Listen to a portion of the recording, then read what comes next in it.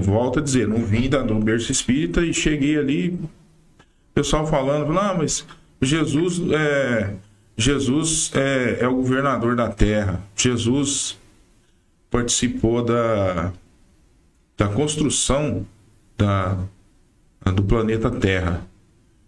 E então, assim, você poderia trazer alguma coisa para nós a respeito disso? De onde veio essa informação? Quem trouxe essa informação para nós? Na nossa concepção, questão do espiritismo, quando a gente encontra o espiritismo, já temos uma história normalmente num outro contexto religioso, num outro contexto filosófico. E Jesus é apresentado sempre, ora como Salvador, ora como um Cordeiro, né, de Deus, aquele Espírito puro, né? Ele é apresentado por alguns como um revolucionário, né? E, naturalmente, essas definições, elas não definem Jesus, né? Elas satisfazem uma expectativa do fiel, do crente, mas ela não resolve o problema de fundo, porque Jesus é de uma dimensão muito maior do que nós imaginamos. Aliás, eu não preciso nem recorrer a nada, só a Ele mesmo. Jesus falando por si mesmo. Tem uma oração de Jesus fantástica, porque Ele ensinou o Pai Nosso para os comuns, as pessoas que não tinham noção da importância do poder, do vigor da oração, de como a oração é um mecanismo de intercâmbio divino, né? Entre os humanos e o divino. Então, ele diz ao final do seu trabalho, quando ele estava se preparando para voltar, né, à pátria espiritual, ele faz uma oração. E essa oração está no Novo Testamento, ele dizendo assim: Pai, tudo que me deste para fazer está feito, está pronto. E eu agora volto para ter contigo aquela graça, para ter contigo aquela bênção de vivência que eu tinha antes que tudo existisse. Olha. Antes que tudo fosse. Então, o que o Senhor me deu para fazer está feito, a terra está feita. Né?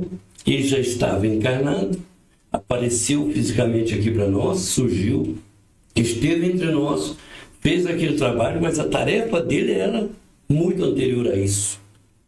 Porque ele disse, antes que tudo existisse, então só passou a existir a partir dele. Então a palavra do Cristo, e eu não para mim, insofismável.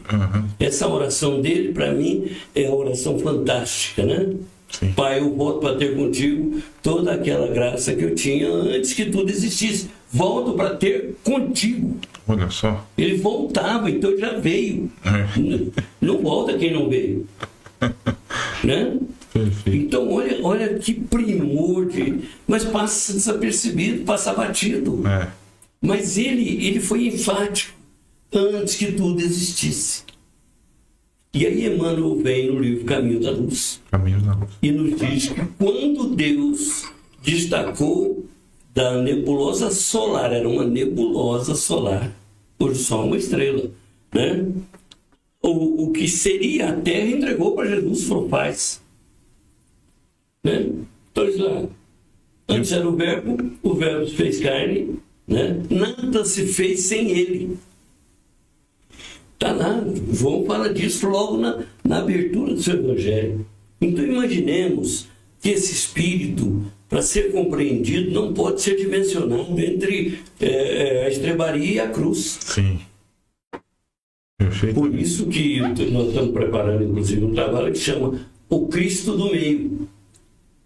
Qual o Cristo do Meio? É aquele que entre a estrebaria onde nasceu na humildade e na singeleza, era um rei despojado, por isso que Herodes procurou, desde que ouviu falar de um rei que havia nascido, e cometeu um infanticídio absurdo, uma chacina inominável. E ao longo de toda a vida, todo mundo tentou compreender Jesus, tentou entender quem era. Né? Então Herodes, quem é esse de quem eu tenho ouvido falar? A João eu mandei decapitar. Mas quem é esse que eles estão falando? Ele queria saber quem era Jesus. Aí depois Jesus pergunta para Simão, né? Simão, quem dizem os homens que eu sou? Ah, tu és o Cristo vivo, tal e tal e tal. Bem-aventurado, porque não foi a carne que te revelou. Então, depois ele faz a pergunta, né? Simão, e você, quem dizeis que eu sou? Pergunta pessoal, frontal. Aí Simão vai dizer como ele via Jesus. Os próprios fariseus, né, perguntavam sobre Jesus, queriam saber que criatura era aquela. Os discípulos lá no tumulto das águas, né, quando as águas revoltas ameaçavam fazer o barco sossobrar, escrito: Senhor, salva-nos. Né? Estamos na iminência de sucumbir, de perecer, então nos salva. E ele chega. Depois que ele procede a todos aqueles fenômenos, né, sobre o clima, né, amainando a tempestade, fazendo o mar acalmar, um discípulo se vira e fala: que homem é esse que até o mar e as tempestades obedecem? Que homem é esse? Né? E aí Jesus pergunta para os próprios fariseus, né? E vós, quem dizeis que eu sou? E depois Pilatos vai perguntar para ele lá no final, né? Quem? Tu és rei? És o rei dos judeus? Tu o dizes. Foi você que intuiu isso ou alguém que te disse? Então, esse questionamento sobre quem é Jesus é perene, ele é permanente. Nós temos também um trabalho desenvolvido nisso, é um livro que está, se Deus quiser, vamos lançar logo nesse ano que vem, que chama Que Homem é Esse? Essa é a eterna questão, é a pergunta de 1 bilhão de bilhão de dólares. Porque o dia que nós conseguimos entender o Cristo na sua dimensão espiritual, universal, nós vamos compreender esse papel de governador da terra. Aquele que, inclusive, formulou, o que trabalhou no projeto, porque Deus idealizou, porque Ele é a inteligência suprema, Ele é a causa primária de todas as coisas. Aliás, essa é a primeira pergunta do Livro dos Espíritos, que, graças a Deus, teve a inteligência de desfulanizar quem é Deus, né? Por quê? Porque muitos se perguntavam: o que é Deus, né? Ou quem é Deus? É Jeová, E, na verdade, davam os nomes. Mas Kardec resolveu perguntar o que é. Né? Então, os Espíritos respondem que é a causa primeira de todas as coisas. A inteligência suprema do universo. Então, nós começamos a entender Jesus a partir da sua oração. Eu vim do céu para fazer a vontade daquele que me enviou.